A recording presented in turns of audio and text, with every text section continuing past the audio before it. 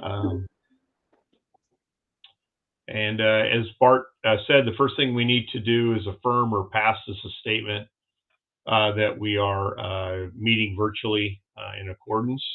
And if you've not had a chance to read it, but it's reconsider the circumstances of emergency and agree that the emergency continues, which is COVID, to directly impact the ability of the members to meet safely in person. So the next meeting will be virtual, and we do that at the beginning of each of the meeting.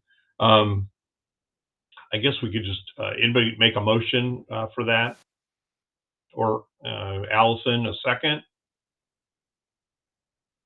Don seconds. All in favor? It'd be good if we type a yes in the chat so we have a roll call vote.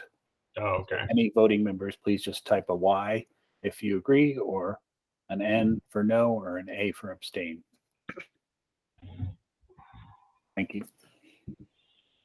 I typed an I before you said that. Sorry, I'm old school.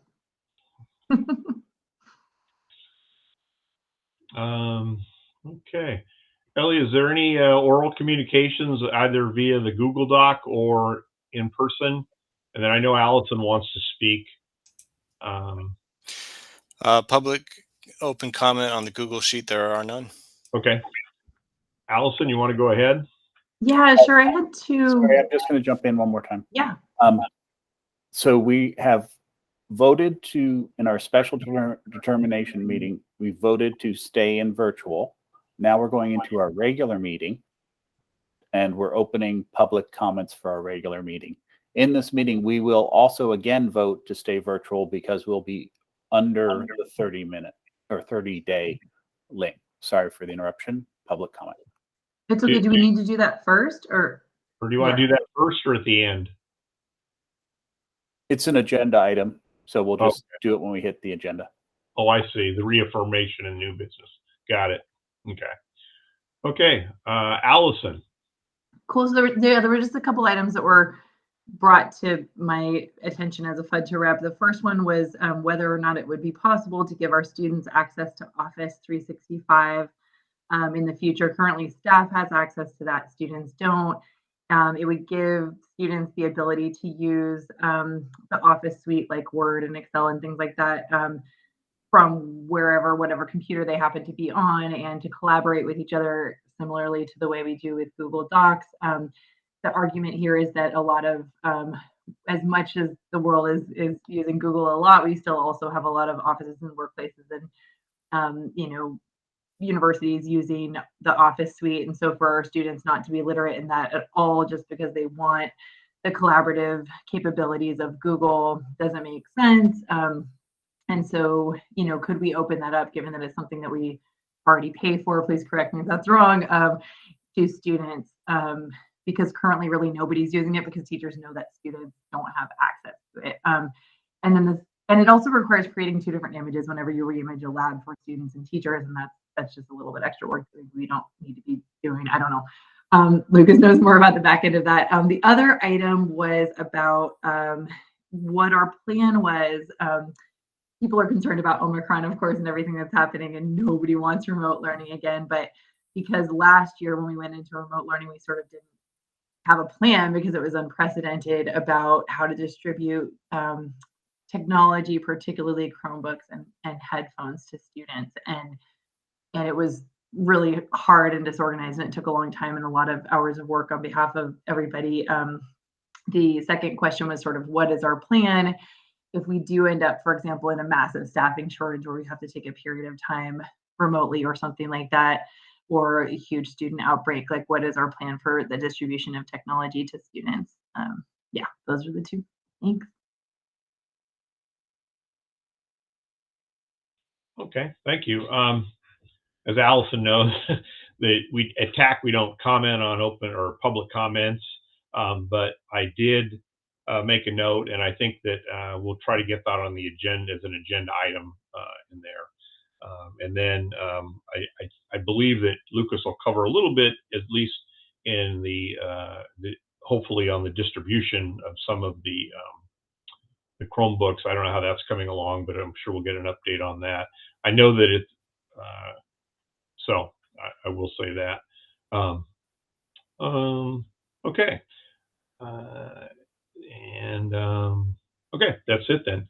Has everybody had a chance to look at the last meeting notes from November?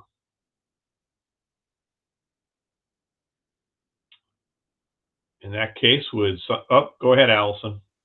I'm so sorry. I was about halfway through. Can we give like one more minute? Is that okay?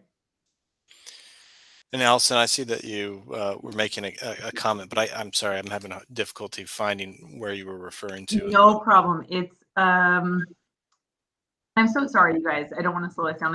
I wasn't able to find these before this meeting. I did look. Number 2, page 2. How do we decide? Yes. Okay. I just wanted to, I was confused about the summary of my comments there, that what my summary of what I said was that we on the committee should be able to suggest agenda items because we have representatives from all different groups in the community. I don't believe the composition of the committee is equitable. I would want more teachers on this committee, so that was just the part that confused me about, I don't know. So I want to be transparent there that was a fall down on my part. I have not convened the subcommittee. Oh, that's okay. I didn't want to imply that only the people here should be able to put things on the agenda. Right. Yeah. And I agree with that. But I think that the idea of the subcommittee was to kind of brainstorm it and bring it back to the thing. And I apologize, just through a variety of things. I did not pursue that, and I will make my commitment that I will reach out to the people who volunteered and try at least once or twice before the next, so we can bring that back to the table as an agenda item, at least so that the whole committee can discuss it, and that way we could come up with, as we said, a definitive list of how things get onto the agenda. So not only do the committee members, but the community as a whole.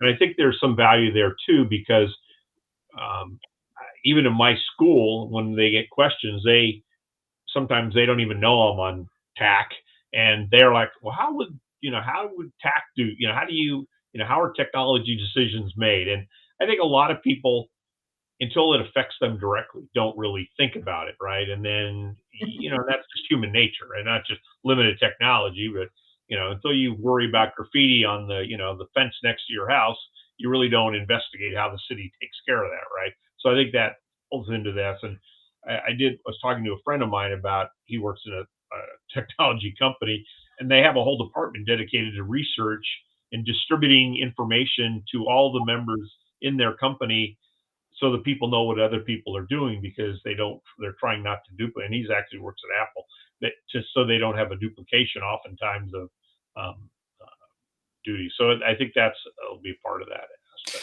aspect. To reflect the intention of what you were speaking at the meeting last time, Allison, would you prefer to have something that says that different constituent members of the committee should have the ability to bring forward agenda item suggestions? That sounds great. That's perfect. Thank you so much. I know I'm being super nitpicky, and I did have a chance to finish reading, and I'm good now. So. Thank you. Because the doc is being added, I think we need to add it back to the chat. Mm-hmm. Why don't we vote on this at the end of the meeting, so people can kind of peruse it while we're working through the rest of our agenda items? Because I saw a couple other requests for the document. We had a lot of people. I just put it in again. It won't be visible if you rejoin. Yeah. Thank you, John. Okay, so we'll come back, cycle back to it at the end of the meeting as well, then, when people have a chance to look through it there. Thank you. Thanks, Ellie. I appreciate it. Okay, old business. Still a continuing update from Bart on the status of our website. Thank you. So the last question the TAC put to me, which was very helpful, was, did I feel like our current tool was within tolerance of staying a workable tool for our community and keeping the uptime and all the other problems that we've been running into. And so I've been continually monitoring our site, and we had a good window where we had a lot of no downtime. Over the break, we just had a little group of small downtime.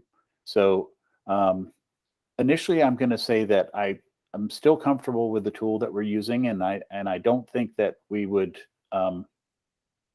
the impact of trying to migrate to another tool before or right in the middle of the summer and making that transition at this point with all the pieces that I understand around that, is I would say let's probably push that off to the next cycle, so that we can have a little bit more runway to get up to it. And we can also vet some of the tools and the people that I'm talking to get the bids and things like that. We can have them even present to TAC. So as of now, I'll say I am comfortable. It's not perfect. There's any number of interruptions and problems with any public internet website tools out there. We see Google go down, we see Facebook go down, etc. But at this point, I would just put in that let's hold our course with School Loop for the public-facing web pages, and plan to migrate away from them, not this summer, but next summer. Okay, so you're actually saying that we, basically a year and a half from now, that you feel that we will need to migrate regardless. I think so. Unless we see some magical event, which I'm not anticipating. Okay. I guess you and Lucas talk, so I assume Lucas has passed that on to whoever that is in the hopper. It's not a surprise to the powers that be. I will make sure that I pass that conclusion on to the executive cabinet. Yep. Thank you. Excellent. Thank you. Okay. Any other questions on the School Loop website? And what would be the process to, and but I think you touched upon that. So there would be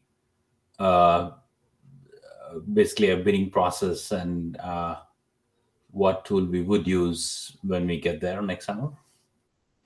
Yep, that would good question. So we have a certain level of feature set that we would kind of want to make sure that the tools had, and then we would probably bring up or we'd open an RFP, or if we were within our technology joint buying group, we'd bring those up to the TAC, probably 3 potential bids that worked with the tools that we need. And then we would give the board advice to vote for one of those groups, and they would have bids against those 2. So, and that would be recommended by this group. Yeah, we would be the advisory to it, but the Sure. final decision would fall on the board. It would be over $10,000. So that's a board level decision. Makes sense. Thank you. Oops. Allison? Yeah, just real quick, and this is more for the record because Lucas and Bart are already aware of it, but there are a number of sort of power users of our current School Loop websites that would need to be involved in that process, besides whoever in the main office runs the main page. We also have people like counselors and librarians who have a huge amount of content and who use the School Loop websites really frequently. And again, Bart is totally aware of that. So it's more just so that this is in the minutes that that group needs to include current non-classroom teacher power users who are not the admin of the main page. I tried to make that as short as possible.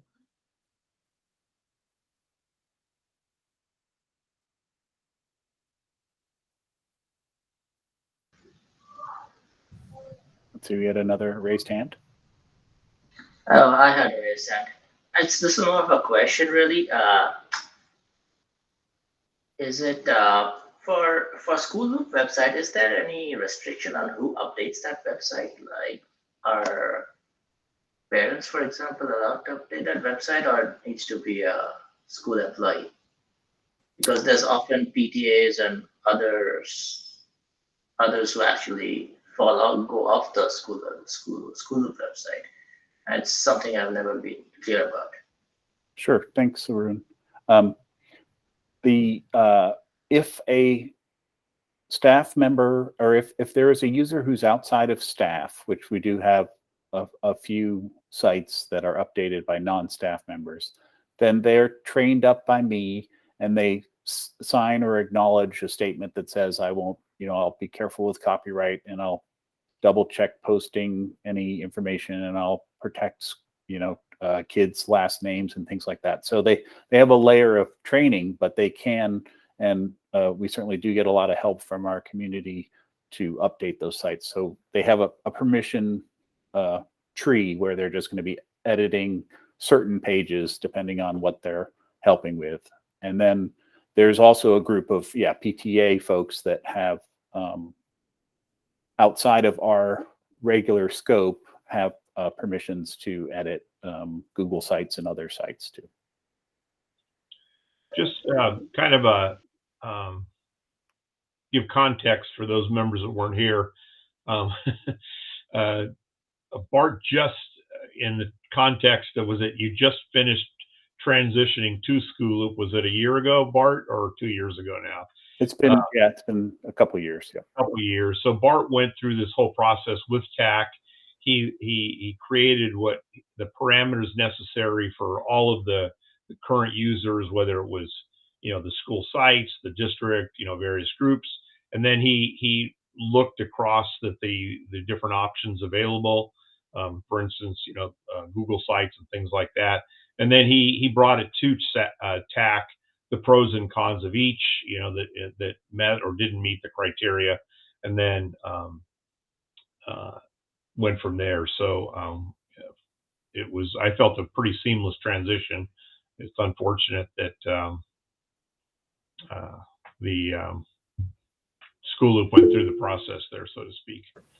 Anne? I just want to remind particularly the parents and community members on the committee that at every school, it kind of changes who's editing what page. These days, a lot of our classified role has changed a little bit. So we're not as updated as we'd like to be. I'm sure many teachers feel the same way. But when it comes to giving a kid a mask or updating the website, the mask is going to come first, and then washing our hands, etc.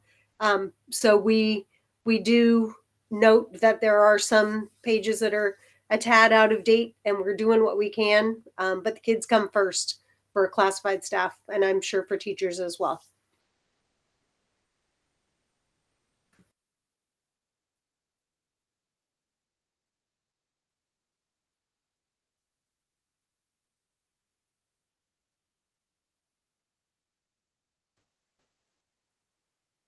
You're on mute, I think, Mike or Tom. Sorry about that. I clicked the wrong button and everybody shrunk down to my taskbar. Any other questions on the school site? I mean the websites? No? Okay, with that, we're going to reaffirm. Well, we'll vote to reaffirm. I shouldn't predispose everybody to voting on remote meetings, and the next one being on February 7th. If I could get a motion to reaffirm our intent to meet remote on February 7th. I'll motion. Oh, okay. Allison and Bart. I'll second. Yeah. A second. Bart, thing. Any questions? Nope. All in favor, type yes in the chat. And any no's? It's fine.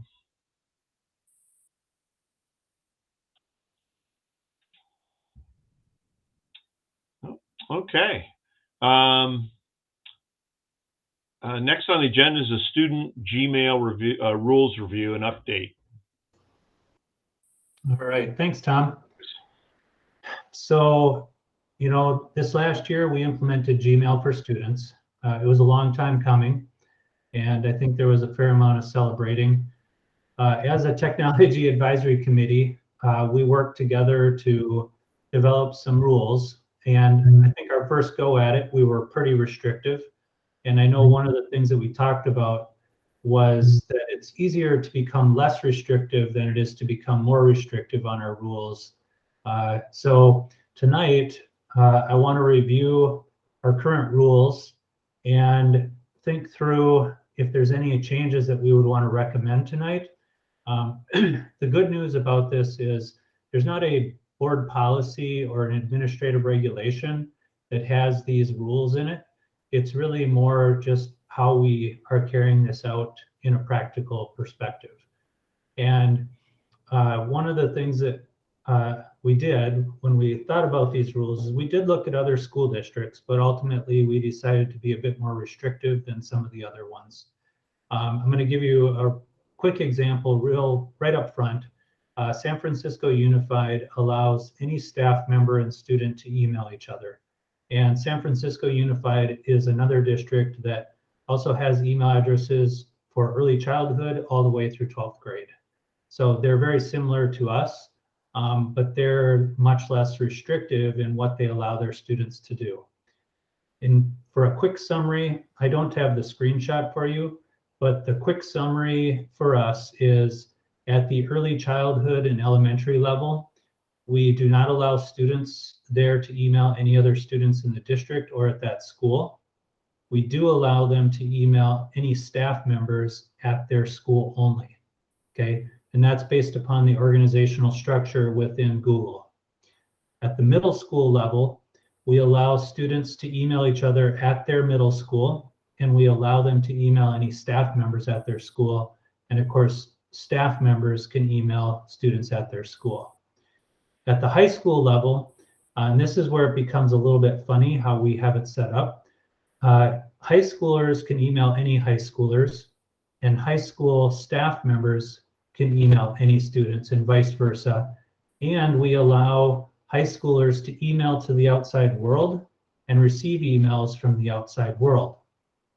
But if you're thinking through this, there are a few gaps where we've discovered this can be problematic. And Allison, and I'll ask for people to share their experiences tonight. But one of the really glaring examples is district office. So district office is its own organizational unit, and yet we don't allow students and district office staff to email. So we are able to whitelist certain organizations or email addresses from the outside world to email in, and we obviously have to do that with Google Classroom and some outside organizations like the County Office of Education that sometimes have to communicate with our students, but we're then, managing that list manually, and we will probably have to continue doing that, particularly for our younger students. So here's an idea, a possible recommendation tonight that we could approve, that we would move to a model that would be similar to San Francisco Unified's, where we allow any student and staff member to email within the district, obviously knowing that we monitor this very closely. We would continue to not allow students to email to the distribution groups that exist. So we would keep that restriction in place. And we would also keep the limitation, and maybe there's a little bit of room for discussion here, but we would definitely allow our high schoolers to continue to email to the outside world and receive emails from the outside world.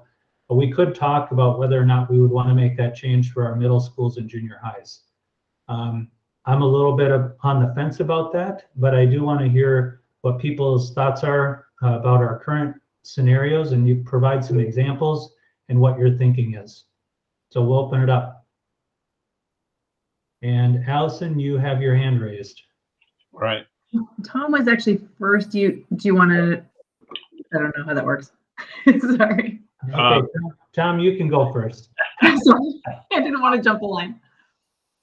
I would say, speaking as a middle school teacher, I do not feel that we should open those students up to the outside world. I just think, and maybe I'm getting old and grumpy in my old age, But I do not think at that age they have the ability to make conscious, ongoing, wise decisions about who they're communicating with in the outside world.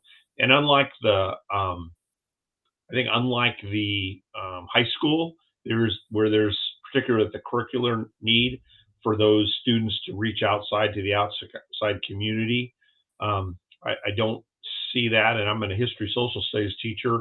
I think of all the curriculums, that's probably the one that you would most likely look for outside input, interviews, and things like that. But my suggestion would be to keep that garden closed in terms at the middle school level. Just because they're still making, and we see that on a regular basis with their smartphones, making poor decisions. And I'm afraid that right now they have a hard time keeping up with their email, with the school environment. If they started using that as a general email, I'm afraid a lot of it would just get lost in the mix in terms of the curriculum versus other email uses. Okay, thank you, Tom. Allison?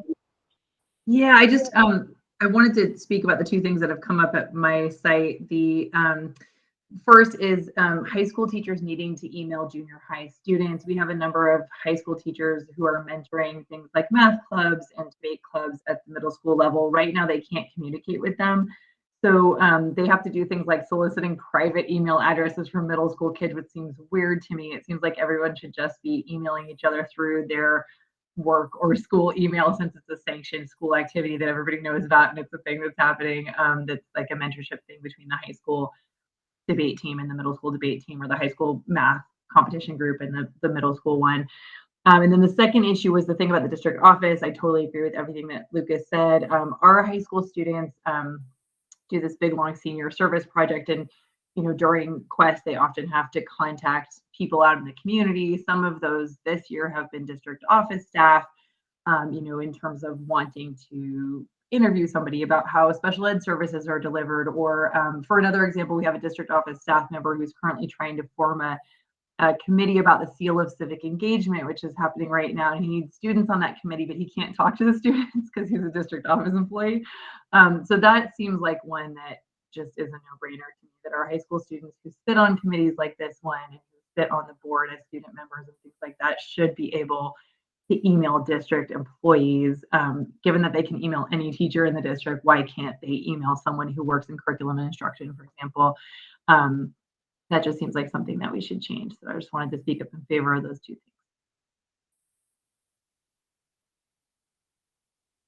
Thank you, Allison. Samira, you were next.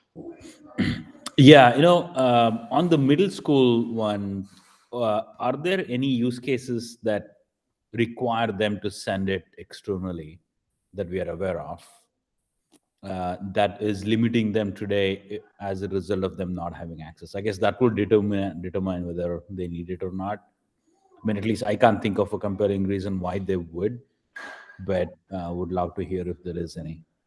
I could tell you, even though I'm against it, I can tell you one aspect would be is, so for instance, I didn't do it the last 2 years with the environment, but I did National History Day, and that project was an extracurricular activity, required them reaching out to experts. I think that the reality is that's a rarity. However, I think that there are some clubs that would require that, but I think generally you're working with a teacher, and I think that the small group that would need it is far outweighed by the disadvantages of allowing that open environment. Yeah, that's helpful. Yep. So I was going to comment on your comment, Samira. I have had a request. I think the county office in particular, there's a program that they run where they have had to be in communication with the middle school students. But in that case, we do still have the ability to create our whitelist to allow that to happen.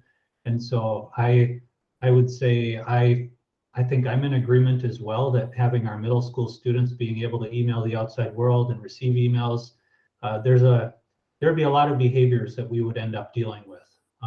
I'm pretty confident about that. And so that's how we deal with that. And it's been working pretty effective. So we had a county office program where they had to email 134 students, I think, and they made a mistake on one email address and thought none of them went through. But yeah, so I deal with stuff like that. That was one of my fun phone calls today. But yeah, I think there's some risks associated with having our middle school students being able to do that. Yeah, my vote would be to not have that, but have this allow list concept that will play out, and we can allow or deny based on, for example, Tom, your use case, and if they really need it and need the access, let's say for a couple of weeks, we can add them to that allow list and then remove them once it's done. All right, Arun, I believe you were next. Yeah, so I actually am on the other side. I would like to bring the restrictions down, so make it less restrictive and have the kids actually use the school email more frequently. Because the reality is they have another email, they are using it, they have smartphones, they are using it. So I'd rather have them use something that we have a little bit more monitoring around. Some of the use cases you've already spoken to. I run a chess club at my school, and I had a lot of problems with when I put it up. The Google Classroom wouldn't take FUSDK addresses, so I had to ask everyone to create private Gmail addresses. There's also a lot of walls between FUSDK accounts. So even though we have a paid for Zoom account with an FUSDK access, I couldn't use that because I don't have one. And I had to actually go outside and pay for something like that. So I am a little bit more in favor of bringing the walls down, and well, not completely, but just bring them down a little more. And I'd rather have them in their school accounts where we can have more monitoring and a little bit of a better view into what they're doing. That's my comment. Okay, thank you. And I will provide just an extra piece of information for those, and if I'm not explaining this correctly, let me know, Arun. But one of the things that we restrict is the ability of our students to connect to external Google Classrooms. So if I, with my personal Gmail account, created a Google Classroom, which any user who has a Google account can do, our students' accounts are restricted from connecting to those classrooms. So, there's pros and cons to that, just like Arun said. The pros are that we know these kids are not going to be connecting to who knows what type of classroom, right? The cons are that there may be some value in doing that. So, the question would be, if we were to allow that, that's going to be I'd have to look at the management tools that Google offers. Sometimes Google creates features and it's either an all or nothing. So with this particular feature, I don't know what options we would have if we could say, well, we'll allow high school students to do this, but not our junior high and elementary students. I know we can whitelist certain domains. That is an option, but again, there's some drawbacks to doing that, and it adds a layer of monitoring for the IT department and things that we have to address. And sometimes we have to do a lot of digging and going back and figuring out, well, what did this student actually do? Where were they connected? Like, there are things that when you add those capabilities in, it does add an overhead for us and some investigations sometimes we have to deal with when we allow that access to the outside world, or when we allow people from the outside world to join into our systems. Is that what you're referring to, Arun? No, I think you answered my question, and I do understand the arguments against it. I think it's about where you draw the line to make it convenient. At least when I see my kids, they use their FUSDK accounts very minimally, and they're always on some other accounts because of the they don't have as many things they can do. So, which is why I'd say if they can do a few more things, they'd probably be more on the FUSDK accounts and less on these other accounts that they have. I would also say we should have, I don't know if you have Google Chat enabled, because they have their own chat rooms and all kinds of stuff goes on in there. We have no control over. Anything inside FUSDK can be better monitored. So I'm a little bit, just for those reasons, I'm a little bit in favor of less restriction. I do get it. I do get the issues involved. So it's a decision we have to make. Yeah, I will comment briefly, Arun, on the chat feature. Unfortunately, that is a feature that Google has allowed almost no ability for us to manage. And it actually became quite problematic. There was some very inappropriate chat groups that were happening, which is why we actually had to shut that down. There was no way to manage it, unfortunately, and Google has acknowledged that.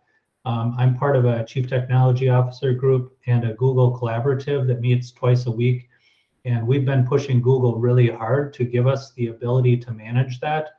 But until we do, we just found that the stuff that was happening in it was so inappropriate, and it was beyond the ability to manage as a behavior tool. Let's put it that way. So, but I appreciate you sharing, and I generally agree with your philosophy that if we have tools, I want to make those available. But I also need to kind of balance that with what we're seeing out there. Dawn, you're next. I just wanted to add to the district office curriculum and instruction people dilemma. So just as another example, I'm facilitating the core literature adoption for secondary, and we couldn't email the Surfboard E members. I'm just throwing you just a quick little example of the benefits for, I have teachers who they're, technology wise have asked me to help a student, and they'll forward the student email to me, but then I can't reply. And so there are certainly a lot of compelling reasons to open up the staff student. As a former junior high teacher, I would tend to not want the kids to be using their school email for what I think would turn into personal use. I think we want to kind of teach kids, similarly, like kind of work and personal, right? Like for the kids, school and personal, there should be distinguished accounts that they learn as students, that it's not appropriate for me to be using this email for a bunch of personal stuff. And I think those lines would easily get blurred. And the kids are always going to have their second email anyway, so I don't think it really solves anything. So I would have a tendency to not open that up for them to be emailing outside. But the other thing, I guess if it's unmanageable, like high school absolutely needs that. And if it has to go to everyone for high school to be able to have it, I probably could still be convinced, because high school desperately needs that. I would wholeheartedly agree. I haven't taught high school in a million years, but I can even, remember just them needing to contact outside people even back then. And I think that's it for me. Okay, thank you, Dawn. I'm not sure if Anne was next or Ellie. I'll go if you don't mind, Ellie. You can tag team. Absolutely, go ahead. Quick reminder, not all of our junior highs are middle schools yet. So it's something to think about. We still have many elementary schools that have 6th grade students. So something to think about if this moves forward. Related is many elementary sites have voted to have computer preparatory or computer specialists filling prep periods, but not 100% of our elementary schools. So some of these skills about what to use a personal email for and a school email and crossovers and some kinds of those things, not every school has the same opportunity to provide instruction to students. So some things to think about as we're making decisions. That's it. Thanks, Anne. All right, Ellie? And kind of playing off of Anne's idea about opportunity to teach lessons, I'm not sure what comes first, whether the bad behaviors come first, or if we need to allow students the opportunity to engage in some challenging experiences so that we can provide them instruction. But rather than access or worry about the who elementary school students are communicating with, I'm more concerned about the time in which students are communicating. A young student naturally doesn't have the development to where they're going to be able to make a decision to not open up Gmail and type either a fun or a bad email in the middle of class in the way that we would hope some of our middle school and high school students have developed a bit of natural responsibility and ability to measure when the appropriate time to use the tool is. So just a consideration on that. Okay, thank you, Ellie. Tom, I had your name down, but I think you lowered your hand. Yeah, I did. Dawn kind of emphasized that what I had said is I mean, all of us have a personal email and all of us have a work email. And I think that is important for students to know. I mean, even my work email, just with, and I'm sure all of you, because of whether you, professional organizations you may subscribe to, I just think that particularly at the middle school level, their boxes would just become full of email, and then the curriculum aspect is really what we're trying to create for them to be able to get information from their teachers, particularly since School Loop is gone. I mean, with School Loop, I was able to connect directly to my students, and that was the ultimate in walled garden, right? I mean, it was not an email address. We no longer have that, and I'm just even in this environment we have now with the Gmail, students are, I didn't see that Gmail. Why? Because they are able to email other students. And so I do think, and that's what, as Dawn said, I think that it's a good point for them to begin learning. There's a big difference. What do you say on your work, your school email? What business do you conduct? And what do you do in your personal environment? And just to address one issue, FUSD is never going to have the capacity to audit or monitor all of the communications. So the idea that we would move them onto our FUSD in the hope we can monitor them, I think, is not a realistic financial. Lucas would turn that into they'd have about 100 people if they're working monitoring 35,000 students' emails. So that was my comment. All right, thanks, Tom. Robert. I don't remember why the district office is segregated from everyone else, and if I'm the only one, then we can take this offline. But why is there an issue for, You're wondering why we decided to not have the district office, have students be able to email the district office? Right. So I think it was really the concern that we just might have students either accidentally or intentionally emailing district office staff when it really wasn't appropriate. So there might have been a few other justifications, but I can tell you typically that is the reason why students are restricted from emailing staff when these types of guidelines are created and implemented. Because one, they could accidentally email staff. There's no question about that. So that's going to be one of the ramifications if we do decide to open this up, which I think, again, it's the weighing the pros and the cons of it. I think we're going to run into situations where a kid is going to accidentally email CJ, and he'll probably think it's funny, but there will also be kids who are going to do it intentionally and do something stupid, and I think those are things that could be dealt with through behavior policies. So there are going to be some downsides like that, but that's generally the reason why we do that. But I think because we have the ability to restrict students from emailing groups, it does help mitigate that. But students could create their own lists as well. And they could, if a kid wanted to go into their contacts and add every single person at Ellie's school, they could go ahead, create an email and type, whatever they called their label, and they could email the entire school all at once. We're going to have to deal with that as a behavior. But those are obviously going to be the minority situations, but that's typically why you would restrict them from doing that, because you might get some creative kid who says, I'm going to spend time and I'm going to add 35,000 email addresses to my contacts, and I can now email the entire district at one time. Those are the outliers.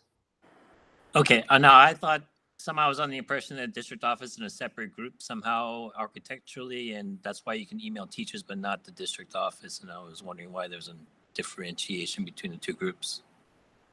Yeah, it is a separate organizational unit, but I think if I remember, I think the thinking was, well, how often are students going to need to be able to email the district office staff and vice versa? So obviously we're learning that there are cases where that's necessary. And so again, that's why we're talking about this. I did put my hand up again, Lucas. We've had the reverse happen, where staff have included students because they have the same name as a district office staff member. So students are receiving information that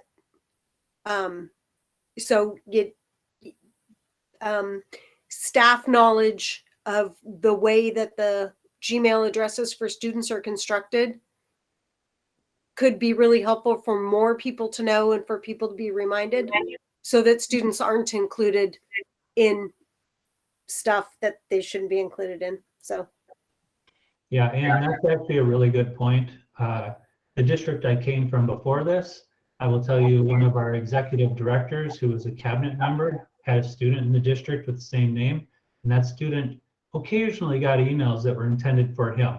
And that was a training opportunity then for that staff member. All right, Allison. Yeah, real quick, I just wanted to concur with that. We have a new school nurse who has the same name as 4 of our students, and I sent out just a little simple document to our whole staff at the beginning of the year using him as an example. I asked for his permission and just said, when you start typing in his name, these 4 names pop up. This is how the student ones look different from the teacher ones. Teacher ones have a little picture of a building. Student ones are the 3 letters, 3 number. And I think that helped. A bunch of people told me it helped. But I think there would be some simple opportunities to sort of convey that to staff. And it's very easy to email, this guy who's not the one that you think. And when it's a school nurse and you're trying to send medical information and you email a 9th grader, that's a problem. Yeah. Yeah, that's a good point, Allison. The one, I guess, maybe it's a small saving grace, is a lot of I would say the majority of the emails that go out are probably from Google Classroom. So those types of communications where it's built in who's going to receive the communication. And for the folks who use Infinite Campus, the messaging tool in there also is very specific. So there are some pieces there, but ultimately you're right. As staff members are emailing students who are not rostered to them or who are not part of a Google Classroom, then those are possibilities that are going to happen. But that's all part of from my perspective, that's all part of our professional growth and learning how to use the systems in an effective way. And Google is not stupid. I mean, when you start to email somebody, it will pop up the name that you email the most. So if Andrew in my grade level team is a teacher and Andrew in this other class is not in my grade level team, it's going to give me the teacher first if I've emailed him 12 times already. Yeah, that's actually a really good point, Allison. For districts like ours who have been using the Google Suite for a couple of years, that system, it learns, right? I don't know if AI is the correct term for it, but it utilizes some intelligence based upon the most commonly communicated with people. So yeah, if you start typing a name and that you commonly communicate with that person, it's not going to pull up a student with the same name as the same priority. Exactly. Yeah, it was really only an issue for us for the first few weeks of school. Any other thoughts?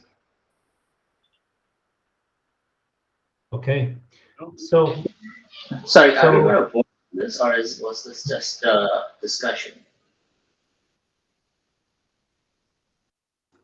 pardon, Arun, would you repeat yourself? I was asking, are we going to vote on this, or was this a discussion we just had?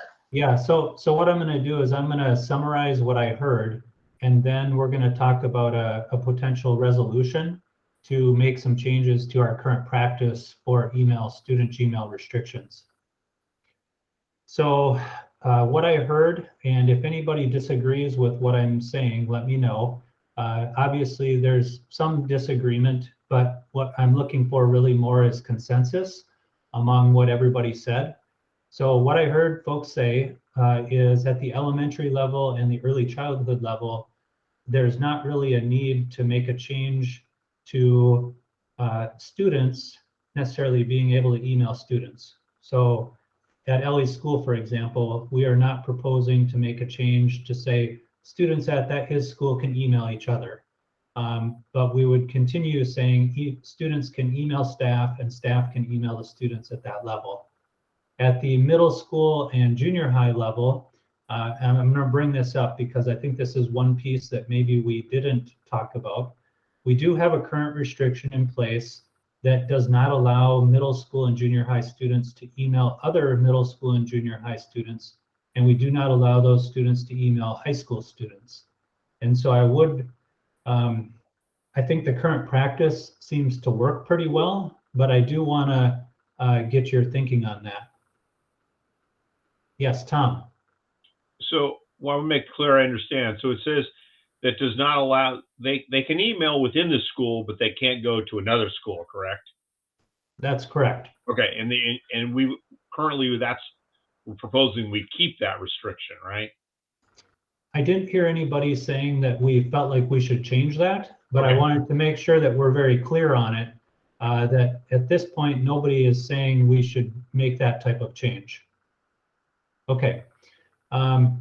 So what I do hear though, is that the district office, that is problematic.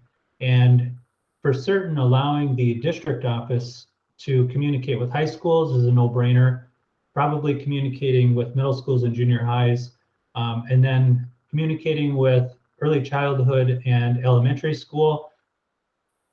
I don't think we necessarily talked about that directly, but I don't see a big downside to allowing that.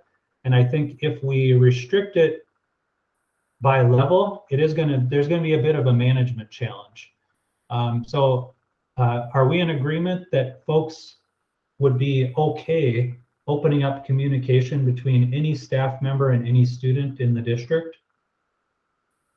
Is there consensus on that? That's kind of what I hear. Okay. Is there anybody who really opposes that idea? Now's the time to speak. Okay, all right.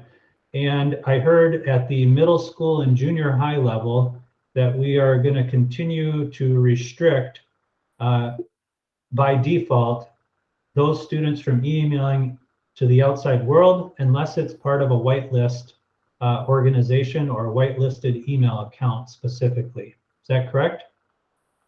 Okay. That's correct.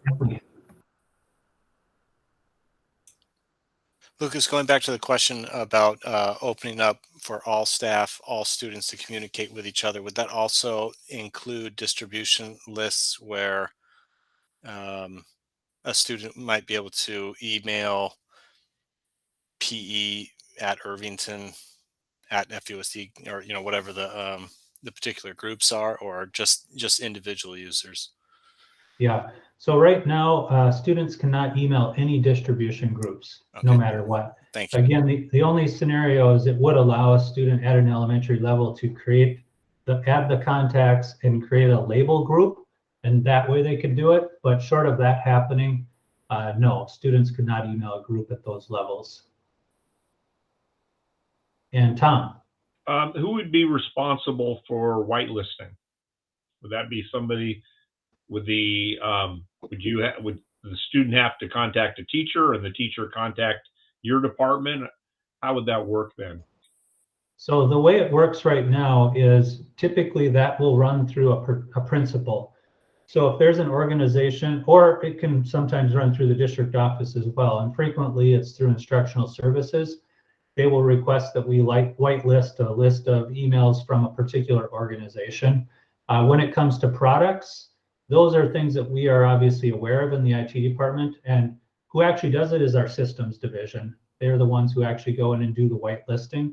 But if there's a new product like Seesaw, for example, we know obviously we got to add that to the whitelist so that students can receive those email communications from that system. Okay, thank you.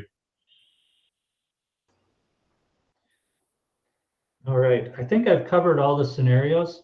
So based upon the summary that I heard tonight, what we're looking at doing is having a resolution that says we are proposing that the email rules for students change to allow for any student and staff member in the district to communicate to each other, but no further changes to the current practice that we have in place. Is that an accurate resolution? I would make a motion that we accept that resolution. I would second that. Any questions? Nope. Okay. If you are in favor, go ahead and put a yes in the chat then. Or no. Sorry.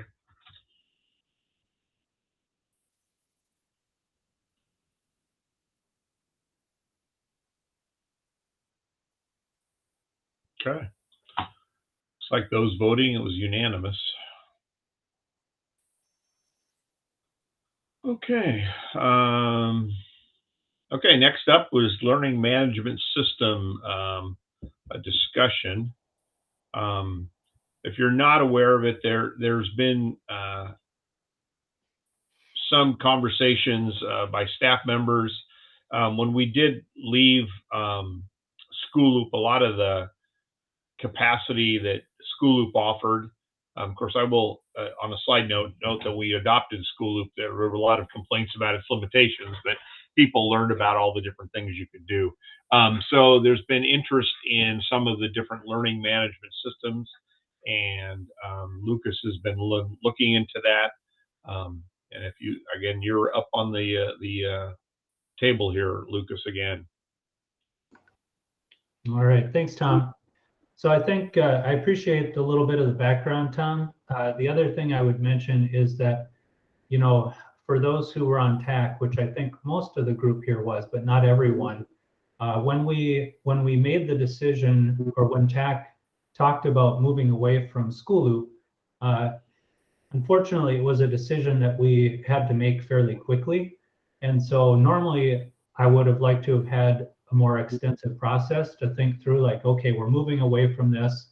Obviously, TAC had the opportunity to see a demonstration of the Infinite Campus gradebook and some of their LMS features, but it was a fairly quick decision. And, you know, some of that was based upon some of the limitations that we were running into and the challenges that we were running into with School Loop. And that's not a great thing when you know a particular product is very popular and people are finding it to be useful to communicate in particular. So I think what Tom is saying is accurate, but I would say this is also an opportunity to kind of step back and now go through some of the steps to say, okay, you know, we've been using Google Classroom, we've been using Infinite Campus's gradebook and Infinite Campus's LMS functionality. And I will throw out there that we have not yet completely fully implemented all of the LMS features in Infinite Campus. And part of the reason for that is just that there was so much new stuff that, you know, I think teachers were feeling overwhelmed. And so the feedback that we received from the technology liaisons, and for those on the committee who don't know who those folks are, this year the IT department paid for a stipend for a technology liaison for each of the middle schools, junior highs, and high schools. And that was designed to be a go-to person for when a teacher had a question about the gradebook or about the LMS or about how Google Classroom, maybe why it wasn't connecting properly. So we put that structure in place for some support there, but we also relied somewhat heavily on those folks to say, you know, are we doing things too quickly? Do you see an issue if we roll this feature out? And so along the way, you know, they were providing good feedback saying, yeah, teachers are feeling very overwhelmed. So from an IT perspective, we can very easily turn on all the features. There's no problem with that. And so, you know, a number of teachers obviously have expressed some, you know, frustrations with the new system. And we've worked through a lot of that. Some of those concerns have been addressed. But I will say that School Loop, and I've said this before, but School Loop was a pretty unique product in its communication tools. And so I do want to remind people that as we look at solutions, we're not going to find a solution that did what School Loop did. I've never seen a product like it. I've been in EdTech now, well, frankly, almost 25 years. It's hard to believe. So I've seen products come and mature, but School Loop's communication tool is pretty unique. So even if we were to go through the process and look at a whole bunch of systems, I'm just telling you right now, we're not going to find even the enterprise class LMSs that are out there that are very expensive. We're not going to find another tool that did the type of communication that School Loop did. It doesn't exist.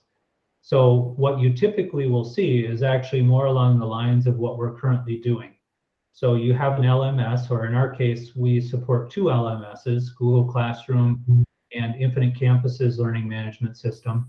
And those communication tools rely pretty heavily on the students being rostered to those classes and those students having email accounts.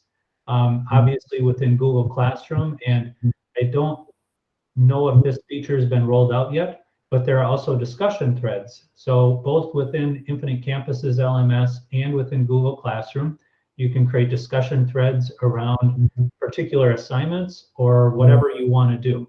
So that's obviously another communication tool. One of the things that people miss, of course, from School Loop is parents had accounts in that system.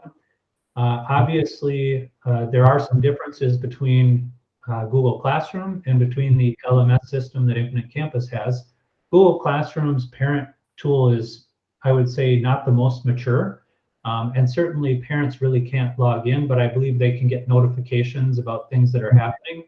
Whereas the LMS tool and the portal in Infinite Campus, I would say, is a little bit more mature in that area. And I think probably all the parents on the group here, or if you're a staff member and you have kids, you've seen it, and you know you can get access to a lot of information. But again, some of those internal communication tools are not there. But the request to me was really to do a little bit more thorough evaluation. And I think, you know, the good news is we've certainly been able to try Google Classroom pretty extensively in distance learning, and we've had the opportunity to look at Infinite Campus's LMS. And I think, again, as we move through the year here, and I'm anticipating probably within the next month or so, we're going to start offering more of the tools that the LMS has to offer from Infinite Campus. But that said, you know, there are some great LMSs out there. The district that I came from previously, they use Schoology. My son's school, and also now where he's at university, they use Canvas's solution. There are some other ones out there, but I would say in the K-12 market, those are 2 of the biggies. You know, if you have kids that go to other districts, some of your kids might, you know, probably not a lot of you, but a few of us might have kids that go to multiple districts. And if you do, or if they went to a district previously that wasn't Fremont, they might have used one of those products, so you've seen it. Those products are definitely, I would categorize them as premium products, but they do require a lot more, they require a lot more management from the IT side of the house. There's no question about that. But they also offer some additional functionality. And so I wanted to offer up that we are going to go through some type of process, and I want to make sure that the Technology Advisory Committee would probably have some representation on that. and probably also see a demonstration of some of those products as well. The good thing is we have some time to go through this and we don't have to rush it. But you know, ultimately there's also a financial component to it as well. Those products are pretty expensive, but ultimately maybe we're going to discover that the two solutions that we're currently running are good enough options for us and people are happy with them. So I'm going to open it up for questions, for comments, and yeah. And Bart, you're up first. Just to make sure we add some clarity for people watching or our group. When Lucas was mentioning School Loop, he was talking about the grade book, and Loop Mail was the communication closed, super closed garden email-like tool. So we're still using School Loop for our public websites, but we've moved away from the grade book. It basically devolved, and most districts have abandoned it. But those were the two tools when Lucas was bringing up the word School Loop for that.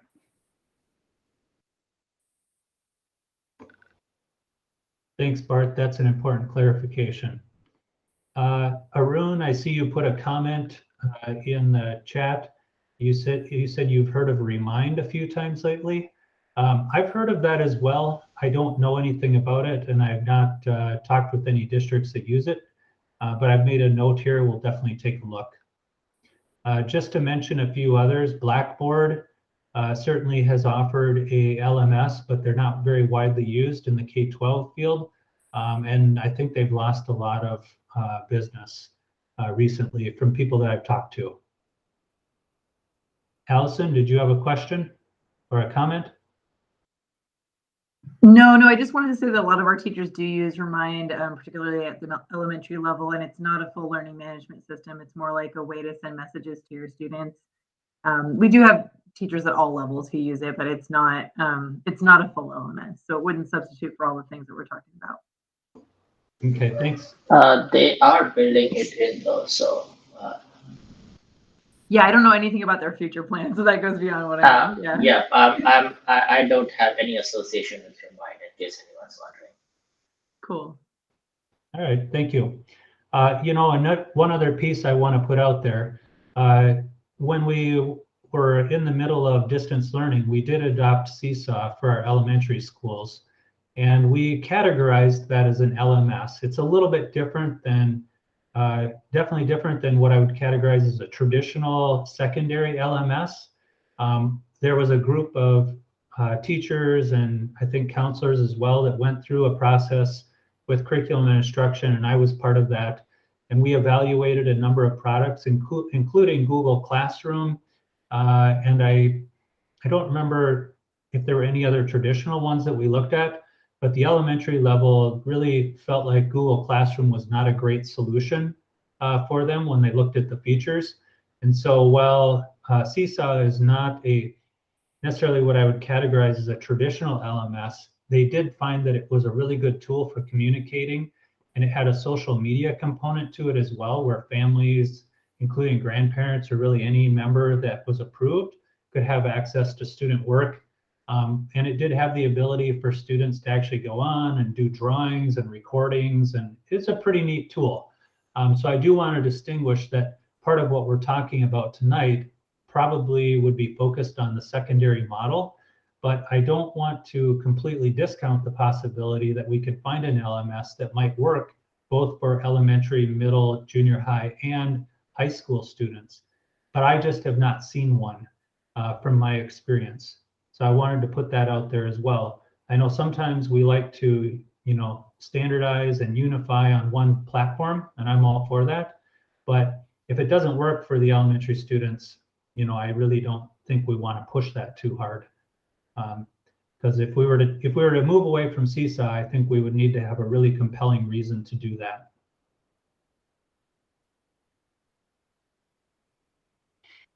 Any other thoughts?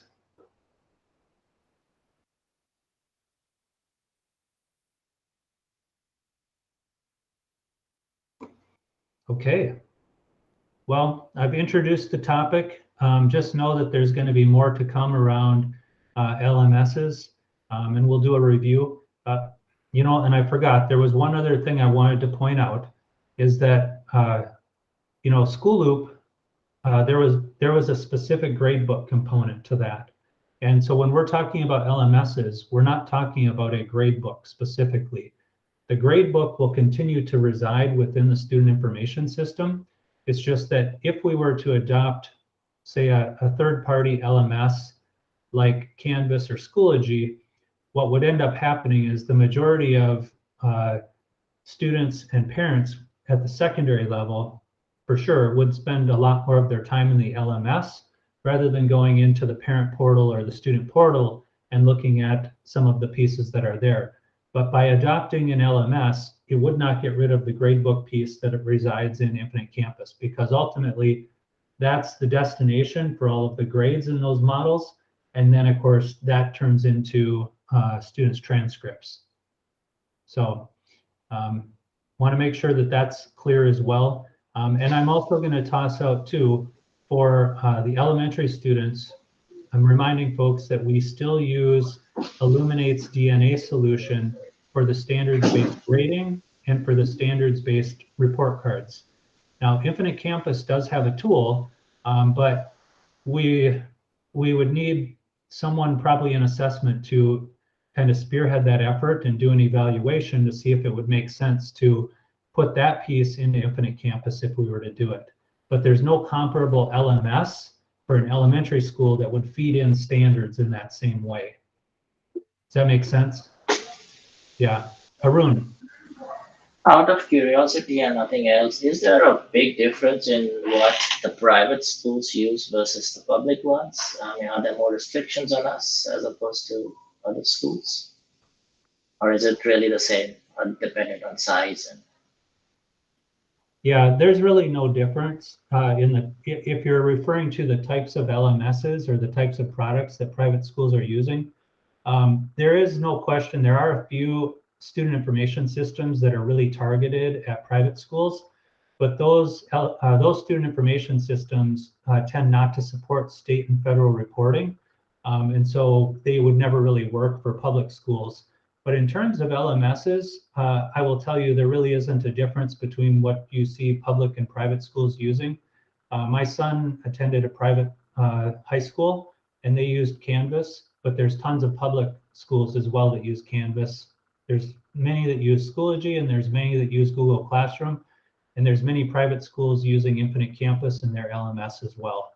So there's really not a difference in those types of solutions other than, again, there are some very targeted ones for private schools, but they just don't meet the needs of public schools. thanks. Okay. Well, if there's no more comments, questions, I'm wrapping up. Okay. Well, you're wrapping up for as long as it takes me to introduce you as the CTO for the update. All right. I don't have a huge update tonight, but I was going to talk really briefly about Allison's comment during open discussion about planning for, potential distance learning. What I want to remind people of right now is, one, we're not allowed to do that.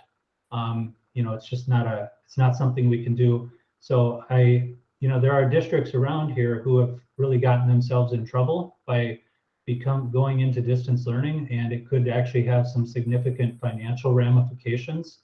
So if we were, to go into distance learning, it would have to be something that would have to be approved, and there would have to be either a state level or I don't know if it's a county level. I'm not an expert on this, but a county level type of approval for the district to even consider that possibility. But what I will say is that there are some considerations that are realistic, and that is we do have the option in cases where we would need to shut down, say, an entire classroom because of COVID. In those situations, there's definitely planning that's going on, but fortunately, and I'm crossing my fingers, that's going to be something that's going to be on a fairly small scale. But I think our schools have gone through this very painfully the first time. But we know exactly what we need to do if we have a class of students who needs to go remote, and some of those students need a Chromebook. We're going to know how to make that happen pretty quickly. And the schools, I would say, did a pretty good job considering all the constraints that they encountered before. So that's I would say the quick answer to that one. Just Lucas, if I may, Sure. what would be the turnaround? Let's say a county or a state gives approval. How quickly can we turn around? If it's a matter of the technology piece only, Mm-hmm. I mean, we're ready, to be honest with you. We have Zoom, we have Google Meet, and Google Meet has really improved pretty substantially. Mm-hmm. Obviously, teachers know how to use Google Classroom a lot better. They know how to use the LMS and the gradebook tools in Infinite Campus pretty well now, I think. And obviously, our elementary teachers have been using Seesaw and similar tools with their families. So I would say, you know, from an IT perspective, we're ready tomorrow. But it's really getting devices out the door and making sure that the teachers are ready to do the things that they need to do. But from that perspective, we're ready. Now, I don't want to go into too many scenarios, but if we had an unusual case where we were to have a bunch of students at school and some students at home and some teachers at the school and some teachers not at the school, you know, we could potentially run into a bandwidth problem in that case. But that's really the only scenario. And right now, you know, I'm not anticipating that would be an issue. We could easily double the amount of bandwidth we have going to the outside world with our fiber. But if we had way too many people, even doubling our bandwidth would not be enough. So that would be just a kind of an absolute worst case scenario where we're splitting the number of students at home versus at school, and we just couldn't accommodate that. But I don't see that as a real possibility. Sure. Thanks, Lucas. That's helpful. Yeah, Allison? Yeah, you kind of addressed it, but I just wanted to say that the hardware is the other half of it, right? That, you know, it's advantageous that the teachers are all familiar with technology now and the students are as well. But, you know, last time we had to distribute Chromebooks, it was very piecemeal and there were different people at different sites distributing them and inconsistent recording of to whom they were distributed in terms of the district not having a coherent list of where all the devices were and things like that. And so I was just sort of thinking that I don't think this is going to happen either. I'm aware that it's not legal at the moment, and that the way FUSD has structured its MOU, et cetera, it would be very difficult to close down the schools. But this is something that's happening around the country, and it just seems advantageous for us to think about hardware distribution in the event that we would have to have a lot of classrooms closed. Yeah, makes sense. Thanks. All right. Well, that was really, I didn't have any other updates. I mean, we've talked pretty well about the things that are relevant right now. So unless there's any final questions for me, I would say we're ready to close up for tonight. We still need to approve the minutes. Oh, yes. Yeah, we need to, yeah. Any other questions or, yeah. Ellie, the one thing I noticed on those minutes was it didn't have, so I could get going, the list of people who had volunteered to serve on the subcommittee for the agenda. Unless I misunderstood, it's under potential future agenda items on the minutes. First item.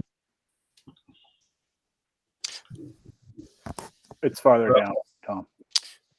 It is, yeah, under potential future agenda items, we have 5 committee member names. Oh, I see you down. Okay, I see it now. Okay, got it. There we are. Okay, thank you. Could I get a motion to approve the minutes then from November? Dawn and Allison seconds. Any questions? Okay, put your vote in the chat.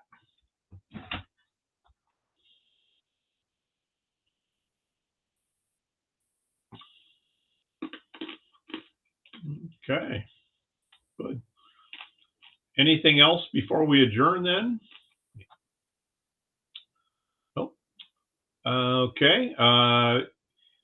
Any suggestions about potential future we have kind of a list of things that we have up, I think, for the next meeting, and then hopefully we'll have some discussion of how things should be added to the agenda.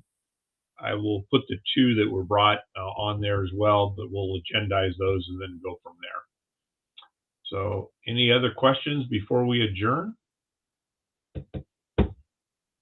No? Okay, well, everybody I hope everybody had a somewhat of a restful holiday season, and we're back in full swing here for school. So everybody have a good evening. Stay safe, everybody. Everyone. Happy New Year, everyone. Thank you. Happy New Year. New Year. Bye.